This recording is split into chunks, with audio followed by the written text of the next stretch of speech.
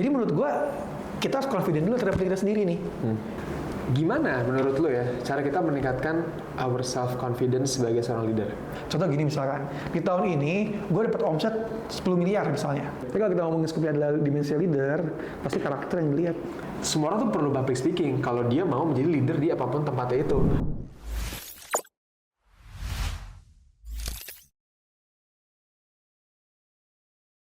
Suka atau nggak suka, ada satu skill yang harus kita miliki untuk kita selalu bisa berprogres dan berkembang dalam hidup ini, yaitu adalah leadership.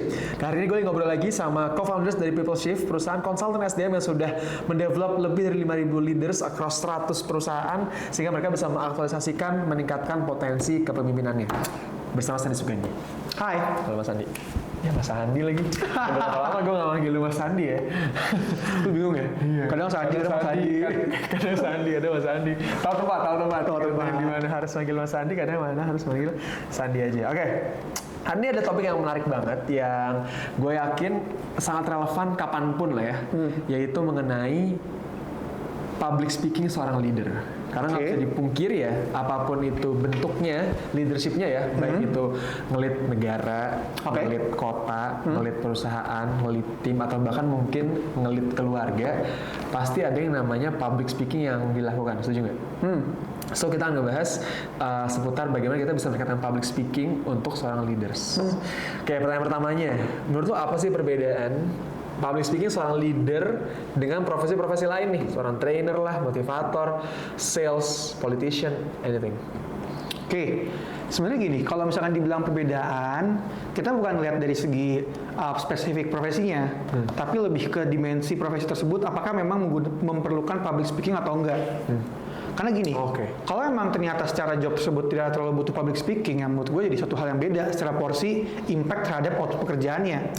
Cuman kayak tadi let's say yang lu sebutin politik, trainer, pebisnis, leaders gitu ya, itu emang semua kerjaan yang butuh public speaking gitu kan. Jadi public speaking matters a lot. Ketika akhirnya public speaking-nya bagus, ya otomatis juga poin plus buat si orang tersebut dalam profesinya. Karena kan profesi tadi yang lu sebutin tadi kayak politician, pebisnis, trainer gitu ya, dengan dia punya kemampuan public speaking yang bagus, itu kan bisa poinnya lebih mendeliver message yang dia punya itu lebih baik dibanding orang yang nggak bisa public speaking. Dalam convincing gitu ya, dalam coba membawa timnya supaya punya satu visi yang sama, itu kan butuh delivery yang bagus, butuh public speaking yang bagus. Makanya poin plus. Tapi misalkan ada pekerjaan-pekerjaan yang memang tidak terlalu perlu public speaking gitu ya, iya dia bisa atau enggak, jadi nggak terlalu ngaruh gitu kan. Contoh misalkan dia tukang kebun. Iya pasti ada komunikasinya sih, kita berkomunikasi. Cuma apakah harus dengan delivery public speaking yang bagus? Yang menurut gue nggak selalu. I see. Mungkin porsinya jadi kecil banget. Let's say koki, gitu ya. Atau apalagi editor, kan nggak perlu public speaking yang bagus. Kalem gitu kan, nggak perlu dia public speaking yang bagus ya. Kalau editor kita ini. Iya. Mau dia mau ngomongin gagap juga, kita ngerti kan. I see. Opening yang gagap ya, bagus kalau ngobrolnya. Nah, ini argumentasi kenapa gue mau nge-raise topik ini juga sebenarnya. Karena gini, gue paham ada namanya spesialis, ada namanya generalis. Which is technician, engineer, editor adalah orang-orang yang bisa dibilang profesinya spesialis gitu. Tapi kalau tadi, makanya kenapa akhirnya podcast ini basicnya adalah kalau kita mau berkembang atau growth, berprogres dalam hidup ini harus meningkatkan skill leadership. Dan one day ini misalnya Kalam gitu ya, editor kita mau one day mau berprogres gitu menjadi punya suatu perusahaan video editing misalnya gitu ya. Kan dia harus punya skill leadership. Dan one day dia itu harus punya kemampuan public speaking juga. Gitu. Nah makanya tadi pretense gue adalah semua orang tuh perlu public speaking kalau dia mau menjadi leader di apapun tempatnya itu. Dan seminimal-minimalnya gue atau misalnya Kalam juga gitu ya, Wardah kan jadi kepala keluarga juga, akan perlu public speaking juga. Nah itu, nah makanya gue tadi nanya public speaking itu apa sih, ini barang apa sih, kayak idealnya leader-leader itu kan pasti akan melakukan public speaking. Tapi kok ada nih public speaking ala motivator tadi misalnya contohnya kan, karena mereka kentara banget kan. Nah public speaking seorang leader yang sebenarnya ada nggak sih bedanya seorang leader nih, seorang pemimpin nih, leader gitu ya, sama seorang motivator nih misalnya paling gampang gitu. Bedanya apa sih menurut lu San? Atau sama atau nggak ada bedanya? Gini ya, sebenarnya kalau misalnya ngomongin public speaking yang bagus, ya para trainer menurut gue most likely dia bagus gitu ya public speakingnya. Karena emang tujuan dia kan mentransfer materi yang dia punya supaya orang tuh ngerti butuh energi yang bagus gitu kan. Itu adalah benar-benar kerjaannya dia, jualannya dia gitu ya, adalah materi yang dia deliver gitu kan. Nah pertanyaannya kalau buat leaders pada umumnya gitu ya, bagus nggak kalau punya skill public speaking kayak trainer? Ya bagus lah gitu kan. Berarti meningkatkan kemampuan dia dalam mendeliver visi misinya dia, idenya dia ke timnya dia gitu kan. Cuma kan tadi apakah porsinya jadi sebesar itu, porsinya sebesar kalau trainer? Ya enggak lah, karena kan namanya pebisnis kan nggak cuma public speaking yang dilihat aspeknya gitu ya, multidimensi. Tapi kalau misalnya itunya bagus, ya menambah value-nya dia sekian persen lah mungkin let's say. Tapi tidak lebih tinggi dibanding kalau trainer. Jadi ya kalau dibilang sih nggak ada bedanya ya. Kalau ngomongin how to delivernya, ya kita mencontoh yang bagus ya, si trainer pasti bagus, most likely bagus gitu kan. Tapi porsinya yang mungkin beda. Oke. Terhadap impact ya. So berarti sebenarnya nggak ada beda-bedanya banget lah ya. Nggak ada. Kalau dari segi konten sih enggak. So bagus lah kalau bisa kayak gitu. Bisnis. Itu menarik sih karena itu kita bahas. Cuma gue mau sedikit nge-breakdown kita mengenai aspek-aspek of public speaking kalau gitu. Karena jadi sebenarnya nggak ada bedanya. Tinggal lagi-lagi ya konteks dan situationnya itu seperti apa sehingga jenis public speaking seperti apa yang harus dilakukan. Menurut lo nih apa sih aspek-aspek dari public speaking nih yang perlu orang tahu nih? Jadi orang tuh nggak public speaking itu bolongan gitu ya, kosongan gitu. Baik lagi kalau saya ngomongin what gitu ya aduh di Google GPT juga udah banyak banget sih. Dari orang punya banyak versi. Jadi izinkan gue menjawab di video ini versinya gue aja. Ya mau ada yang setuju atau enggak ya terserah lah, karena referensi public speaking itu udah sangat banyak sekali. Cuma kalau menurut gue ketika ngomong public speaking yang paling penting di atas semua adalah confident. Kalau bahasa anak gizi adalah aura. Kenapa aura itu penting? Karena dengan aura lu bagus gitu ya sama juga lawan bicara lu akan lebih enak menerimanya. Sometimes mungkin dia nggak akan terlalu lihat isi kontennya apa, dia nggak melihat bentukan lu kayak gimana gitu kan. Dan lu pasti pernah juga ketemu orang ya mungkin secara public speakingnya biasa aja, tapi ketika dia ngomong atau mungkin ngobrol sama lu gitu ya lu nyaman aja ngedengerin dia. Ya karena simpel dia yakin aja emang dia omongin. Dia confidence dengan apa yang dia omongin. Bener. Ini confidence ini menarik, ini konstruk yang sangat menarik. Ini menarik ya. Kalau ngebahas leadership itu tidak seperti ngebahas tentang skill data. Ini adalah soft skill yang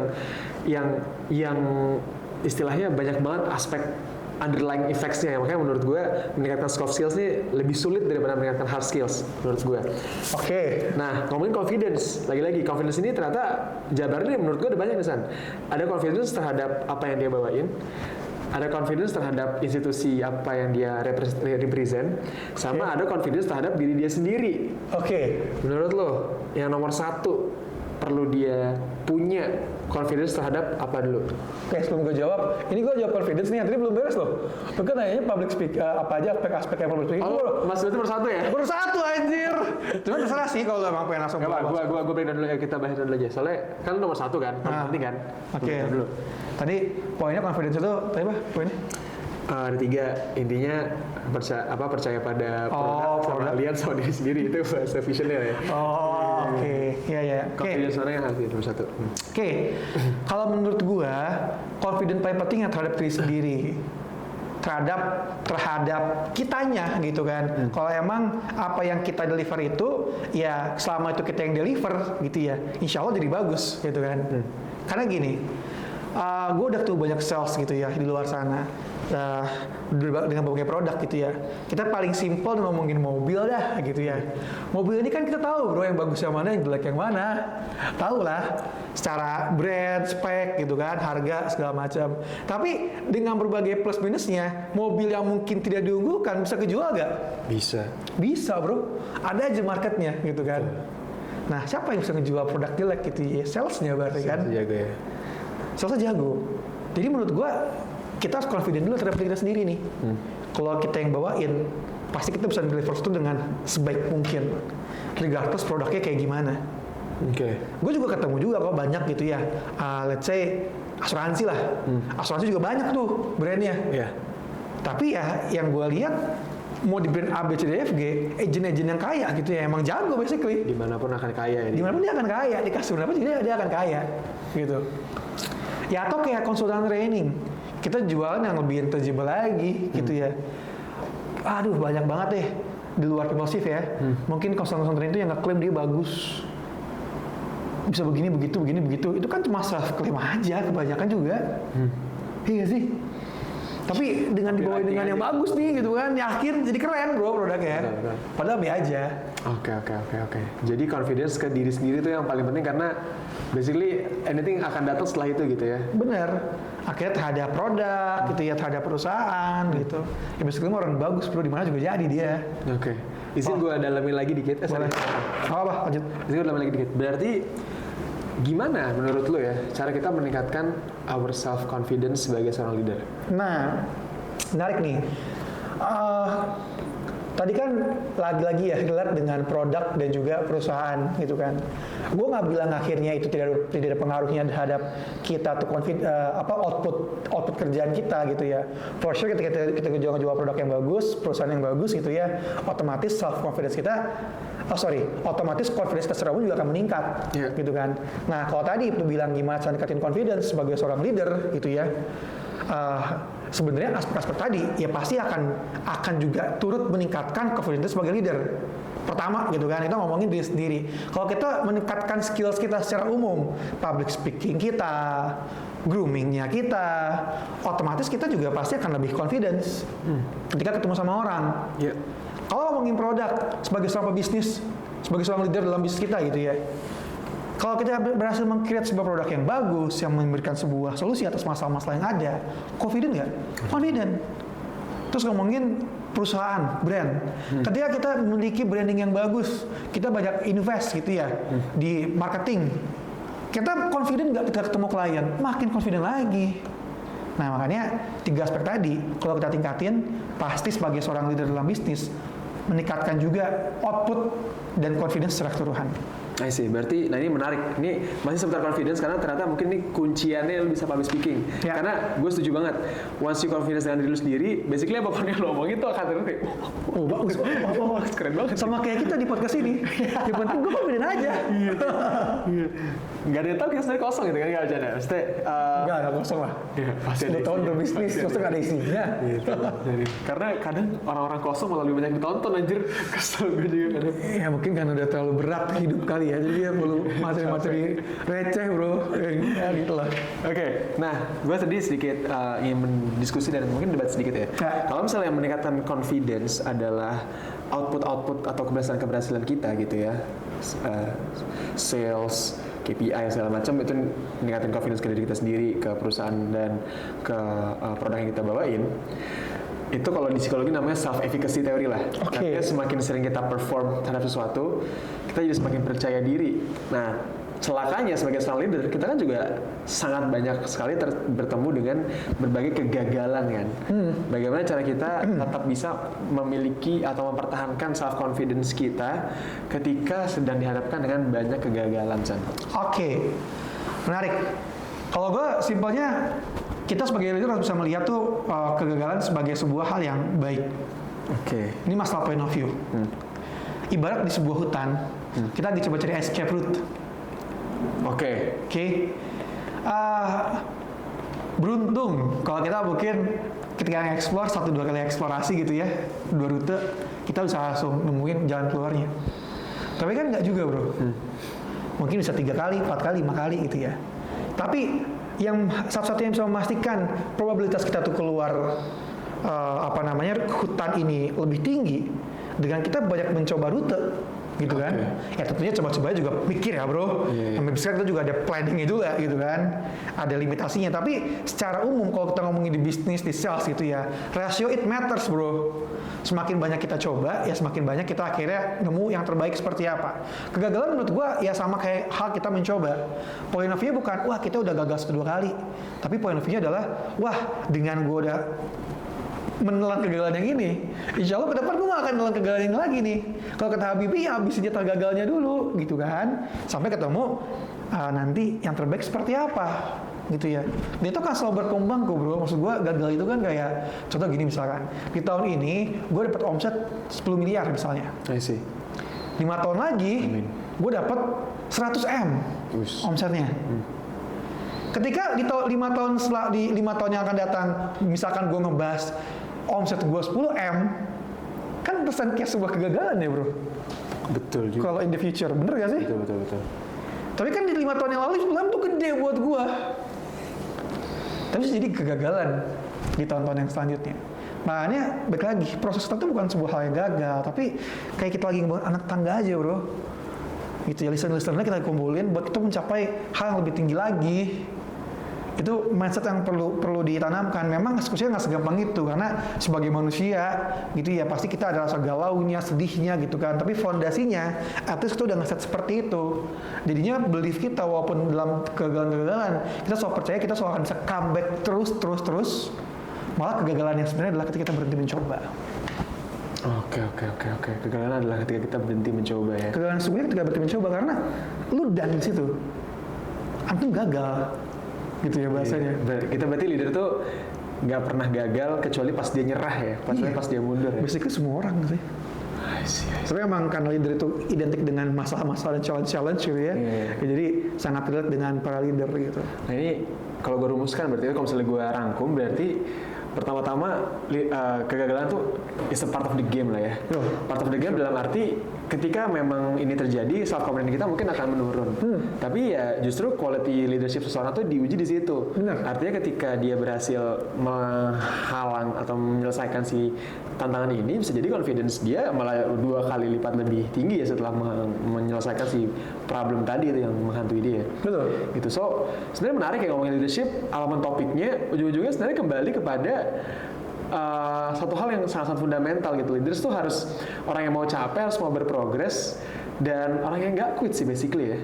Iya bro, karena kita harus makanya nentuin sebuah value dan belief tuh penting banget buat jadi fondasi kita ke depannya. Gue tuh diceritain sama mentor gue, dunia ini emang tempat kita berjuang. Tempat kita capek. Itu ada tuh di Quran tuh. Iya, kan pasti di Al-Quran gue sebenarnya. Kan mentor gue ustadz juga. Iya, betul. Nah, jadi ketika memang segala proses itu capek, ya memang udah harfiahnya kita capek. Tapi kalau kita ngerti konsep tersebut, kita capek, kita jadi gelisah. Iya gak? Betul. Sama kayak puasa, lu kelaparan.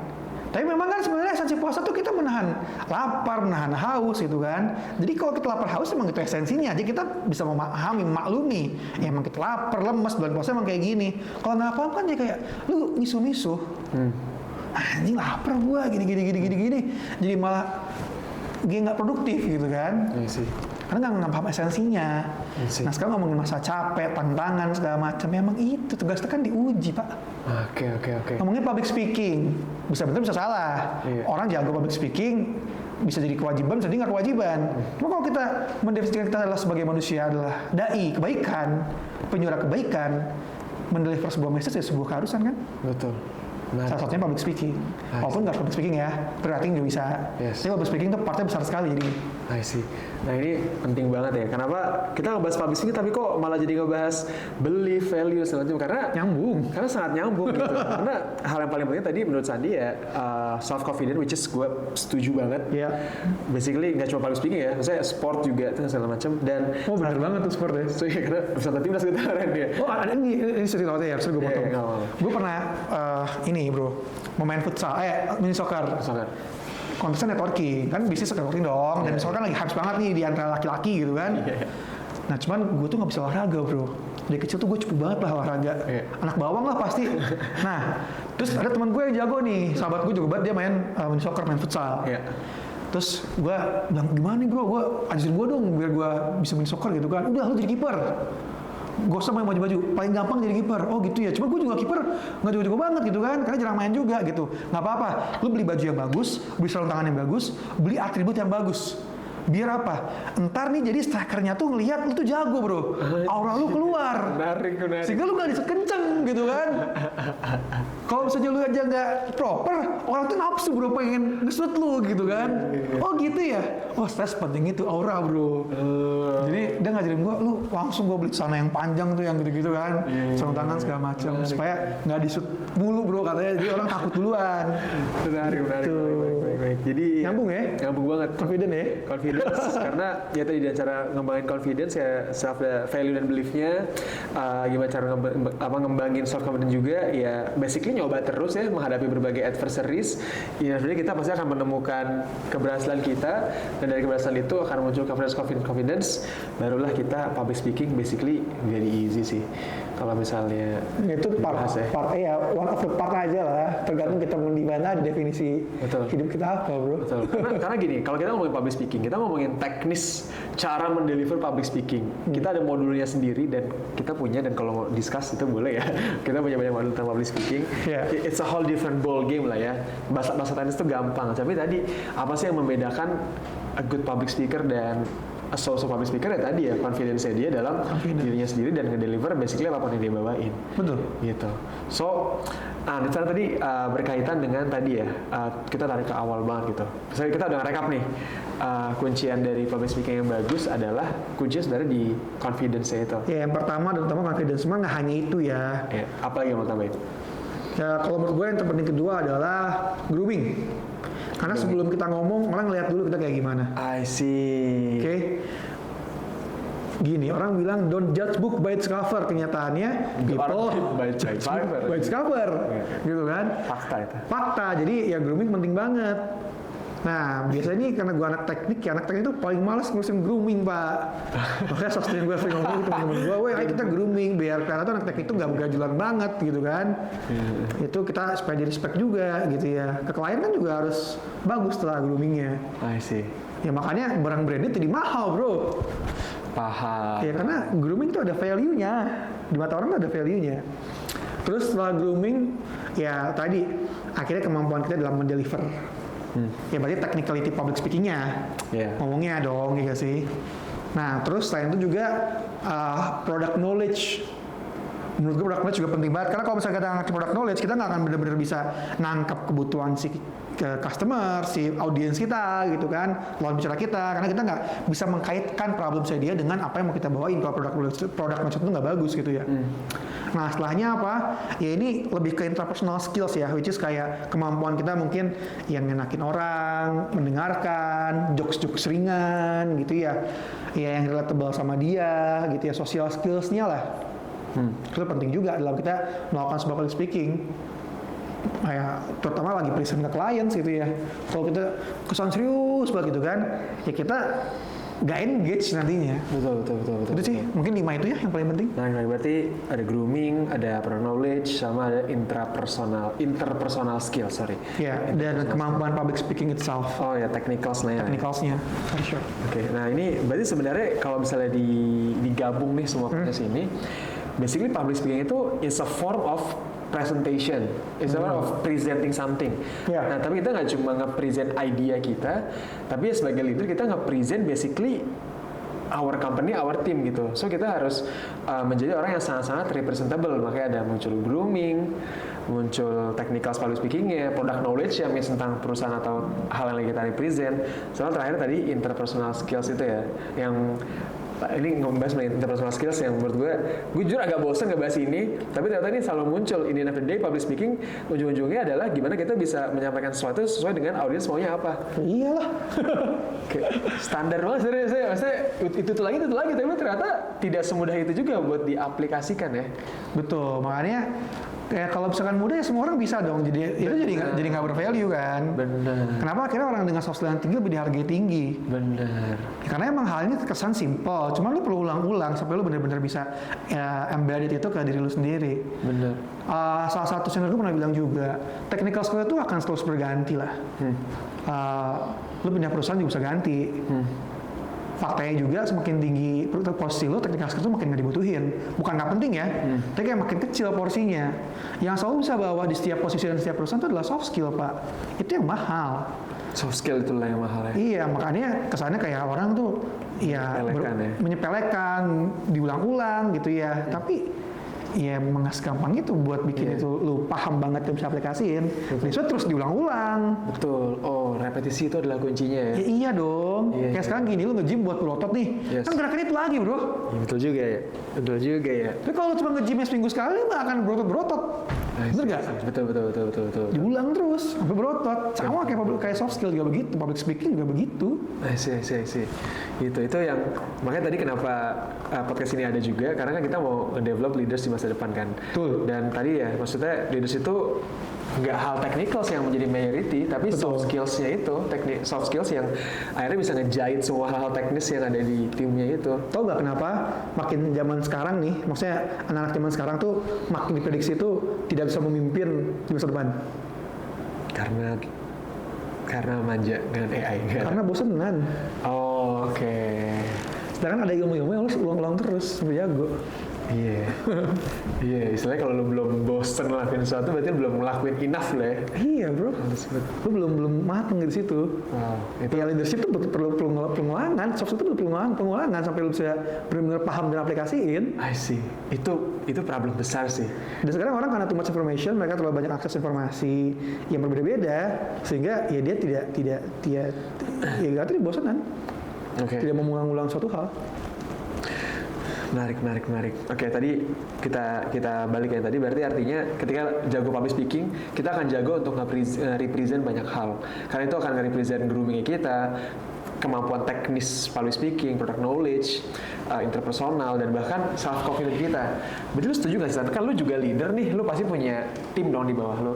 Berarti lu akan ngerasa employee atau tim lu yang memiliki public speaking yang bagus, berarti lebih capable dong secara umum. Lu akan lebih mungkin untuk mempromosikan dia ke dalam jabatan-jabatan strategis dengan modal public speaking ya? Setuju nggak? Most likely yes. Oke, nah ini gue tadi berharap enggak, tapi ternyata yes ya. Yeah, most likely yes. Realistically tapi, yes ya. Di balik public speaking, yang lebih penting sebenarnya kalau kita dipromosiin, ya kan public speaking cuma salah satu doang ya dari soft skill. Ya, soft skill pun juga ada yang namanya karakter. Oke. Ya kalau ngomongin promosi, gue pasti akan ngeliat karakternya dulu sih. I see. Nih emang karakternya dia ada leader materials gak sih? Sevisi gak sih dengan perusahaan? Dia bisa membuat timnya nyaman gak sih?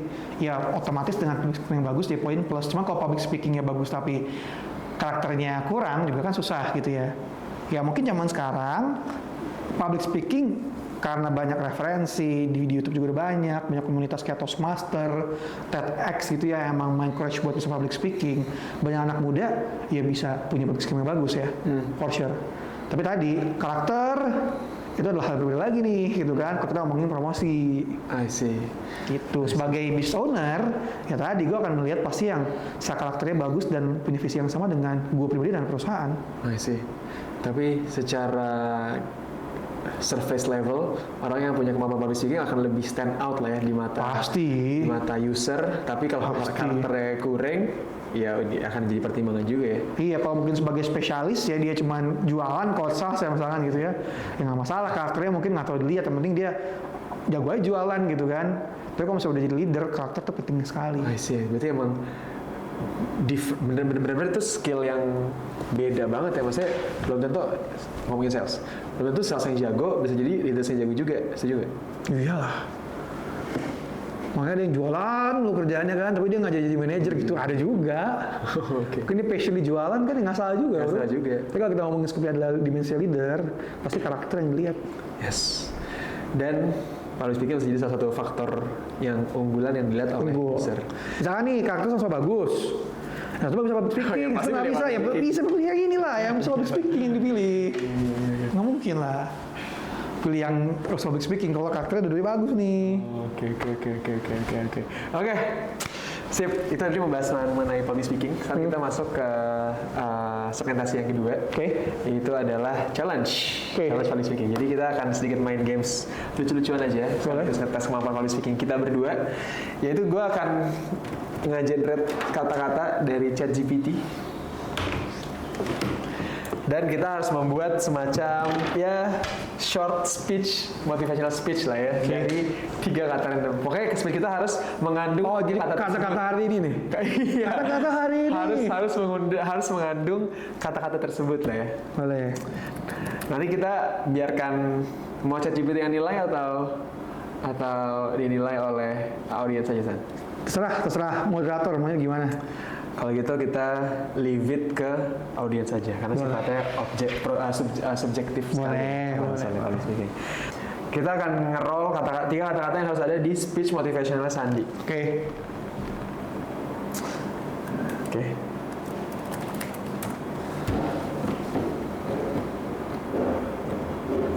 Ya, loading ya. Oke, wow, ada kaktus, ada piano, ada berkas. Oke, sekarang kita akan roll kata-kata untuk gue ya. Gimana coba? Konteksnya apa nih? Bahasanya bebas? Bebas, konteksnya bebas, tapi harus mengandung kata-kata tersebut. Kita gimana caranya? Nah, gue lebih aneh lagi nih. Gue ada gletser, ada kamera, ada matahari. Oke. Mau di-review ya? Kata saya adalah kaktus, piano, dan juga berkas. Oke. Ready? Boleh. Oke. Kita ke kamera itu deh kalau alasan. Oke. Kamera itu deh boleh. Oke. Udah mulai nih. Oke, ini adalah motivasi dari Sandi. Oke. Jadi seorang leader tuh ibarat kita bisa jadi apapun. Karena emang banyak kan kita pelajarin. Ibarat nih ya, kita harus kuat, keras, dan juga bertahan dalam terik matahari yang sangat panas seperti kaktus di dalam gurun. Di satu sisi, kita bisa mendeliver sebuah message yang lembut, berirama, seperti alunan piano yang dimaini oleh komposer di luar sana. Di sisi lain juga, kita harus bisa berhubungan, mengatur banyak berkas-berkas di kantor, seperti para admin yang baru lulus kuliah. Jadi, menjadi seorang leader tuh bukan sesuatu yang gampang. Karena kita harus memiliki banyak karakter dan skill dari multidimensi, seperti kaktus, piano, bahkan sebagai dosen berkas. Sekian, terima kasih. Asik. Actually bagus lagi. Wow. Lah jago lah. Gimana cara gue compete dengan hal itu? Lah jago lah gue gini-ginian. Wow. Oke, sekarang gantian giliran gue untuk ngasih kata-kata motivasi buat teman-teman semuanya. Teman-teman, apa yang akan terjadi kalau misalnya kita menaruh sebongkah es di atas meja? Pasti dia akan mencair. Sama seperti gletser-gletser yang ada di Antartika sana. Dia akan mencair ketika dikasih pressure, yaitu dari matahari. Pertanyaannya, apa yang membuat es itu mencair? Artinya ada sebuah pressure, ada sebuah tekanan yang membuat bahkan pondasi dirinya dia itu mencair, bahkan sampai di tahap menghilang dan menguap. Tapi teman-teman, kalau misalnya aku kasih tahu kamu, ada cara supaya kita bisa membuat es batu itu kokoh abadi selamanya. Tahu nggak gimana cara teman-teman? Caranya adalah dengan memfoto es batu tersebut dengan sebuah kamera. Jadi es batu tersebut akan menjadi suatu hal yang selalu menjadi es batu, selalu akan terlihat kokoh kapanpun dimanapun. Apa implikasinya terhadap kehidupan kita teman-teman? Dalam kehidupan kita sehari-hari, kita pasti akan memiliki pressure nih di luar sana. Kita pasti akan memiliki tekanan, baik dari atasan, dari user, dari orang-orang sekitarnya. Tapi bagaimana kita bisa mengkokohkan legacy kita? Itu adalah dengan menciptakan sebuah karya, menciptakan suatu hal yang bisa meng-capture perjuangan kita. Untuk itu teman-teman, gue meng-encourage kita untuk selalu menciptakan karya ya, apapun bentuknya, apakah itu tulisan, apakah itu bisnis, apakah itu sebuah film, sehingga kita bisa membuat kinerja kita, apapun yang kita lakukan, bisa bertahan selamanya. Asik. Oke, sekarang gantiin kalem sekarang. Lu kata-kata lu sekarang. Kata-kata hari ini kalam. Wah, berbukalah dengan yang manis-manis gitu kan. Oke teman-teman, itu adalah episode Positif Keras membahas mengenai public speaking dan juga leadership. Teman-teman setuju atau enggak kalau ada pertanyaan mengenai leadership, soft skills, dan apapun yang berkaitan dengan public speaking ya boleh ya. Itu boleh di komen, jangan lupa like dan share video ini kalau teman-teman enjoy untuk nontonnya. Sampai ketemu lagi di episode Positif Keras berikut ya. Bye.